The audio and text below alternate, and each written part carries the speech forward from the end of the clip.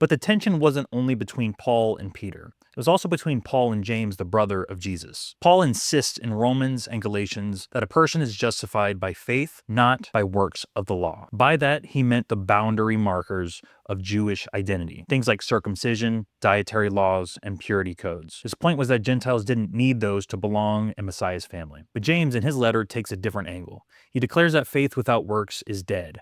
Even using the same Abraham story Paul relies on, but drawing the opposite conclusion. True faith must show itself in action. And James isn't talking about ritual badges of Jewish belonging. He's talking about ethical works, caring for the poor, living out justice, and practicing mercy. In other words, we already see two streams pulling apart. For Paul, faith apart from works of the law. For James, faith embodied in works. The New Testament itself doesn't try to hide the friction. In 1 Corinthians, Paul laments that some are saying, I follow Paul, I follow Apollos, I follow Cephas, as early party lines begin to form. In 2 Corinthians, he lashes out at so-called super apostles, defending his authority against rivals who seemed to outpreach him. And in 2 Peter, even a later writer admits that Paul's letters contain things hard to understand, which some people twist to their own ends. The picture is clear. The earliest Jesus movement wasn't a tidy choir singing in perfect harmony. It was more like a jazz band, improvising, clashing, and sometimes fighting over the melody.